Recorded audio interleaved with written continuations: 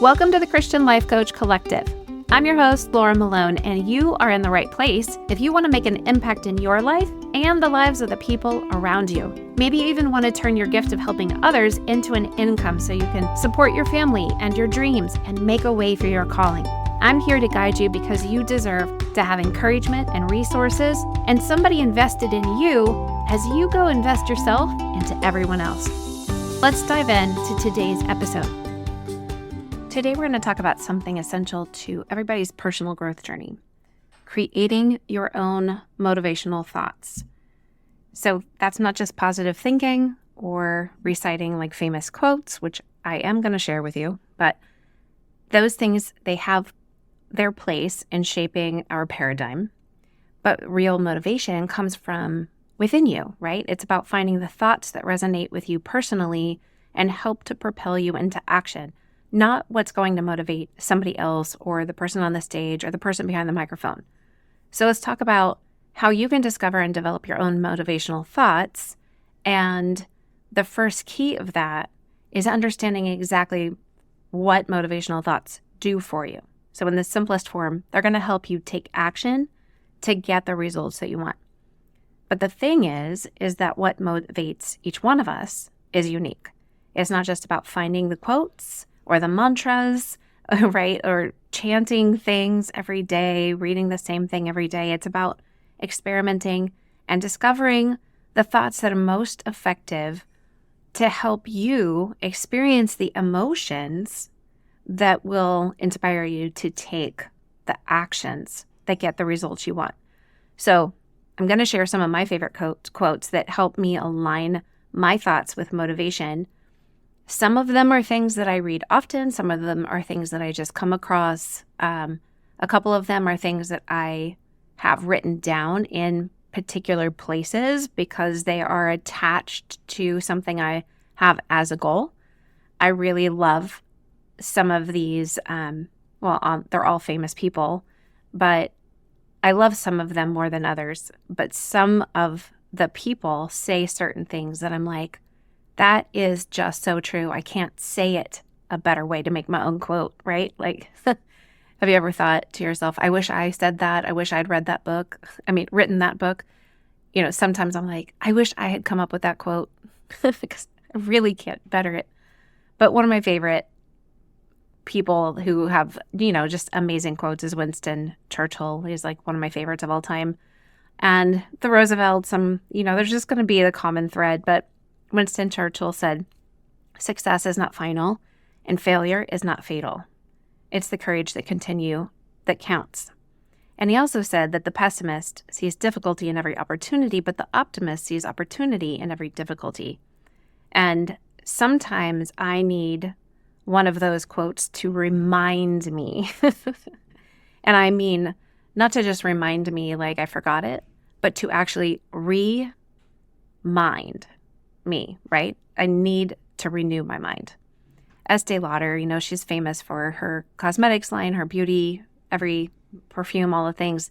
She said, "I never dreamed about success. I worked for it." And I think that is really powerful when you get stuck in your paradigm, when you aren't taking action, when you're stuck in your wishes and your hopes and your dreams, but you're not really doing anything. Thinking of somebody who really created a beauty empire and how she didn't just sit and dream about it and think about it and plan. She actually had to work for it. The reminder of that is really powerful. Obviously, Tony Robbins, he's incredible. He has, you can just go read all of his books. I don't even need to tell you quotes, but he says, obviously, goal setting is the secret to a compelling future. And that setting goals is the first step in turning the invisible into the visible. I like to focus on that sometimes when I need to see how possibilities are going to come into the natural realm, and I need to really go, okay, I'm thinking about this, I'm dreaming about it, but I'm not setting any goals about it. And I need to determine, is it a true goal? Because if it is, I need to put a plan into action. If it's not, I need to get rid of it. It's wasting my brain energy, right? I don't need to be carrying that around in my mind. Alexander Graham Bell. And this is, you can probably think about my my one tree focus, like when I talk about that in the book Essentialism.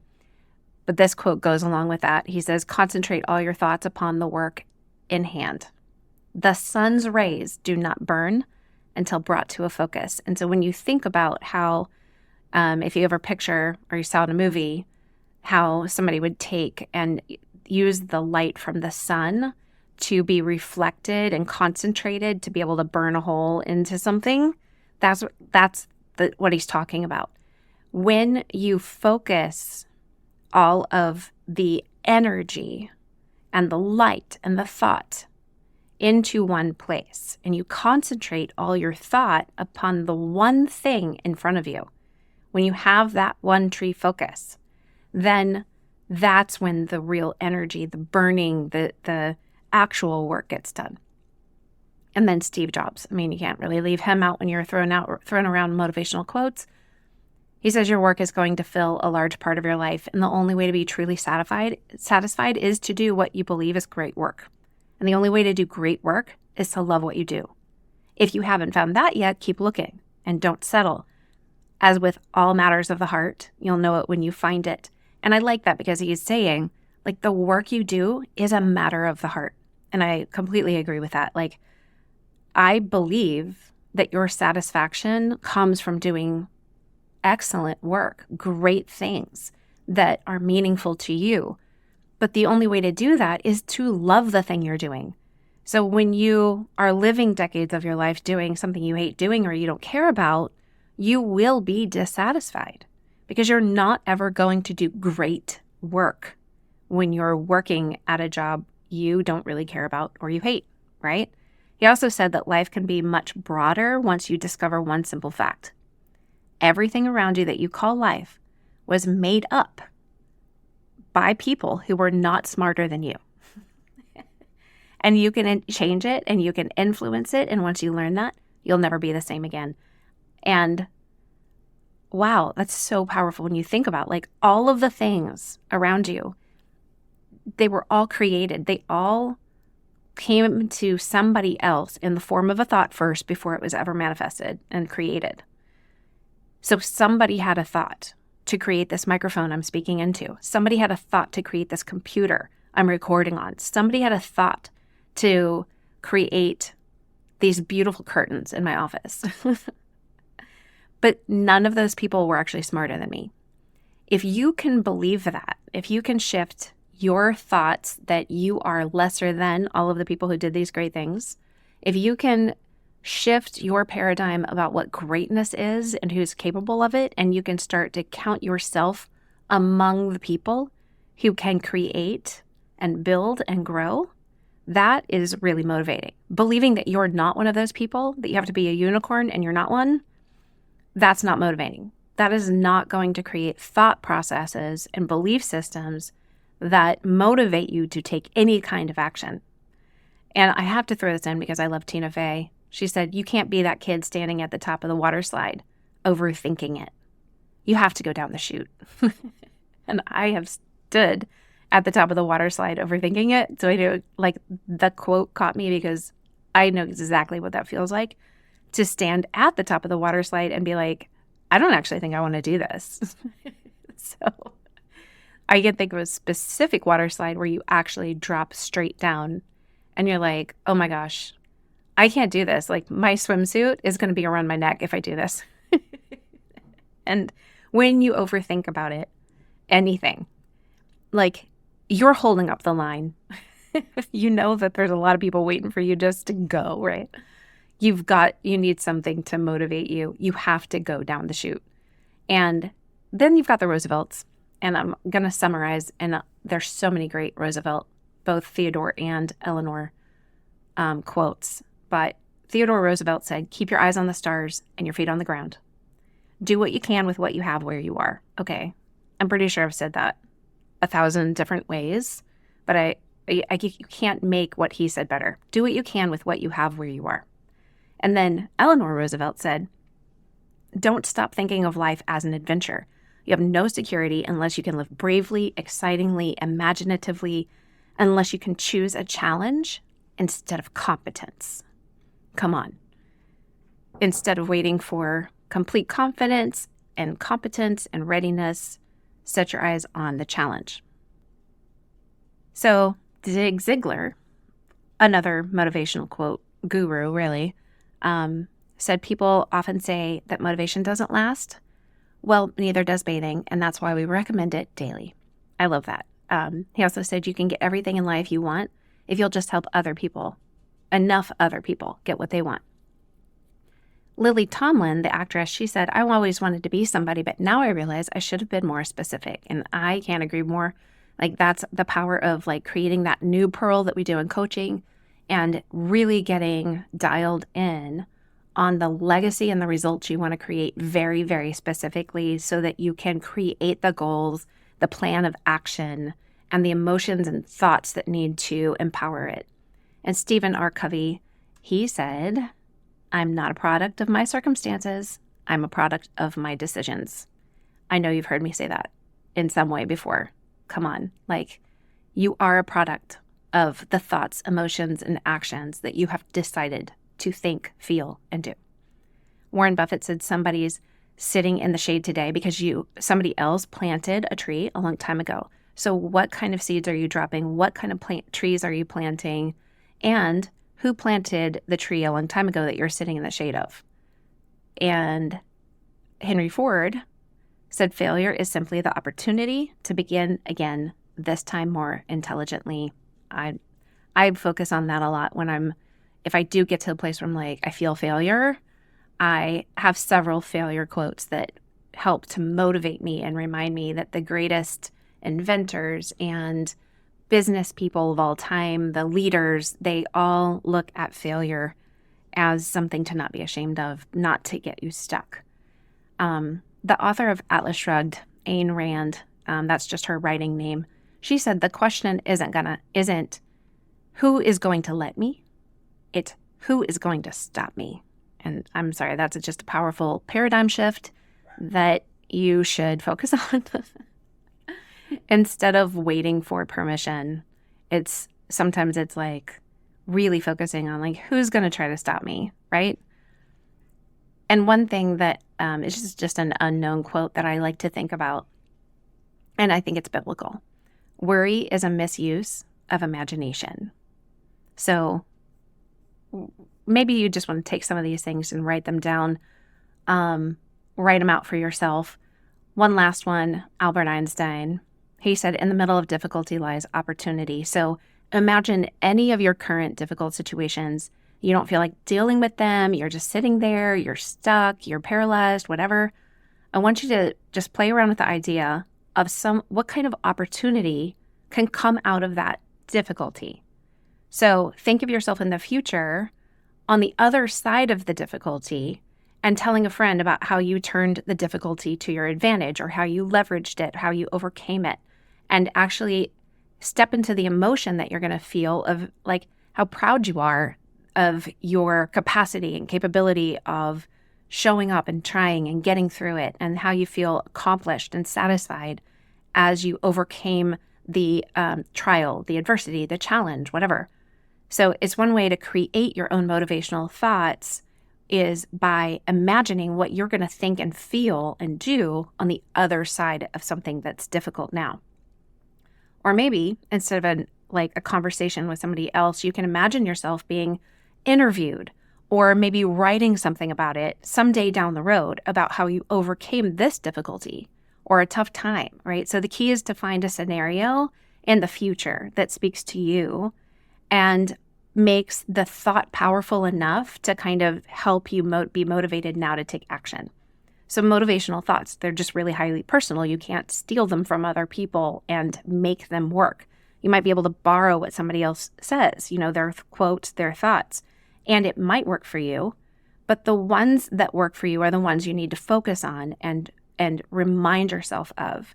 So that's part of the new pearl creation that we do in coaching is, as the old pearl deals with how we're currently handling a situation and it's not going well, the new pearl deals with how we want to handle it. So we begin to be intentional about it.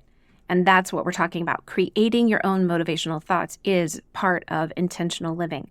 So in shifting our paradigm to align with the results we want to get, motivating ourselves is important. The second key is to learn how you are personally motivated. So the process of finding your own motivational thoughts is really about getting to know how your mind works. It's about experimenting with different things, different scenarios, what clicks for yourself. Like, for instance, if I'm really stuck and I'm not motivated to create content, talking to somebody else about something that can really inspire me or light a fire for me. Talking through an idea for something, maybe for an episode with my husband or my friend or something like that usually excites me and gets me okay, I want to stop talking. I want to get to my computer. I want to start working on creating, right? Sometimes just teaching somebody something or even just starting to write out something that I would want somebody to know that can turn into the content. So how do you learn what motivates you? You have to pay attention to what naturally causes excitement or helps you feel driven. So some maybe visual thoughts are more powerful than verbal ones. That's the case. Picture things, start to visionate things, jump on Pinterest, go put into Google or Pinterest a phrase or a thought, an idea that you're thinking about, and see what else is already created, and that will help inspire things. Or maybe you're motivated by proving people wrong when they say you can't do something. Maybe that ignites something because you want to prove them different. Or maybe you just need to imagine people doubting you or resisting you, and maybe that vision will help fuel your effort and motivation in doing the things. Not everybody's motivated by that, but some people are. So some people are motivated by lack or desperation. Maybe the idea that you're going to financially be unable or unstable or something like that will make you get up and do things you didn't feel like doing last week, but this week you're out of money, and so you do feel like doing it because you're motivated by desperation. Well, knowing that about yourself, that's good stuff to put in your arsenal, right? The goal is to get creative in your motivational, intentional motivation experiment, right? So your mind is a lab, you're the scientist, you can test out different ideas and thoughts and scenarios until you find the one that resonates for you and gets you going. Would it help to write out your own motivational thoughts every day, or just write them out once, read them out loud every morning? Or maybe when you get to a certain sticky situation, you need to look up specific motivational thoughts and quotes to get your mind moving in the right direction. There's a lot of apps out there and books, obviously. I love the First 5 app from Proverbs 31. And it's just give for the first 5 minutes, wake up in the morning and open this app and take 5 minutes to focus on the Lord and get inspired and motivated. I love Bob Goff. He is a great writer and visionary and dream maker. He's a story maker, ultimately. And he has a devotional. It's called Live in Grace, Walk in Love. I'll put the links to all of these in the show notes. Christine Kane has an awesome devotion called Unshakable. It's 365 devotions for finding unwavering strength in God's word. And then The Well-Watered Woman, Rooted in Truth, Growing in Grace, Flourishing in Faith by Gretchen Saffels. And all of those are really awesome ways to just start your morning out, getting your paradigm aligned, right?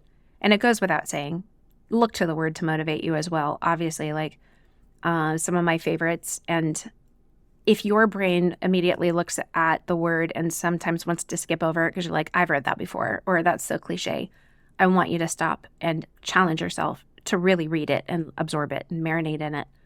Proverbs 3, 5, and 6, trust in the Lord with all your heart. Do not lean on your own understanding. In all your ways acknowledge him, and he will make straight your paths. What if you just told yourself that? That he will make straight your paths, right? And you can lean on him. You can trust in him. You can acknowledge him in everything, and he will make straight your paths. What else could be more motivating than believing that, but you have to keep thinking it so it becomes a belief system. And then you have to start feeling it and acting on it. 2 Timothy 1:7, for God gave us a spirit, not of fear, but of power and love and self-control. And somebody needs that right now. And all of you need to take that and hold on to it pretty much at least once a day. Jeremiah 29:11, I don't know why you wouldn't, just know this. For I know the plans I have for you, declares the Lord, plans for good and not for evil, to give you a future and a hope.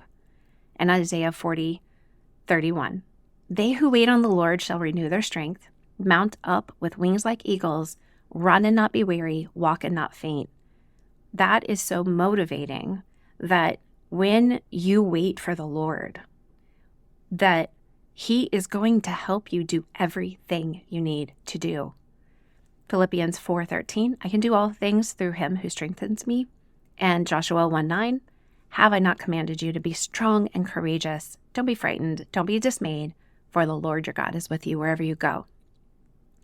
So hold on to these things. Go find your own verses, your own quotes, come up with your own. Ask God to speak to you and put these things in front of you so you can intentionally begin to shift your paradigm and have thoughts that really motivate you to do the things that you say you want to do. Because, to be honest, sometimes we're just faced with things in life that are not inspiring, or they're overwhelming, or they're fearful, right? There's no thought or scenario that can make them feel exciting or worthwhile if you just sit and do nothing. You need sometimes a different strategy, and sometimes you can just motivate yourself with a reward. If I do this, then I can do this. So think about something that means a lot to you, you would look forward to a trip or a special lunch or dinner or breakfast, someplace you take yourself out to and treat yourself, or maybe even just you get a pint of the Tonight Dough ice cream, right? And you get to watch a little bit of some comedy or something. I think who's on the front of the Tonight Dough? It's Jimmy Fallon. I love him. He's so funny. So, or Angela Johnson. Yes, do that. Have ice cream and watch Angela Johnson, the comedian. She's awesome. Do something that you commit to give yourself once you do this thing you don't really want to do, this difficult thing, and write it down, put it in front of you, take a picture of it, whatever, but let the promise of the reward help keep you motivated and on track. But you have to find out what works for you, because it doesn't have to be this huge reward. It just has to be meaningful to you, not somebody else. So as we wrap up, I want you to remember, motivation isn't one size fits all. It's personal and unique, and it's entirely up to you to discover what kind of motivation and inspiration can propel your thoughts to create the emotions that inspire the action that will get you the results you say you want. Maybe you need to imagine future success, overcome the lack, prove people wrong, even maybe just prove the devil wrong, right? Or maybe you just need to have something to look forward to. Whatever the thoughts that work for you are the ones that matter. Okay, I hope that you would take this today and do something that puts motivation in front of you to shift your paradigm, that creates excitement and causes you to take the action that's going to get you the results that culminates in the legacy that you intentionally want to create. All right. If you have enjoyed the episode, please share it with somebody else who could use a little motivational boost. And don't forget, the power to take action is within you, but it does begin with your thoughts, and it's just one thought away to get that action taken to get the things that you want.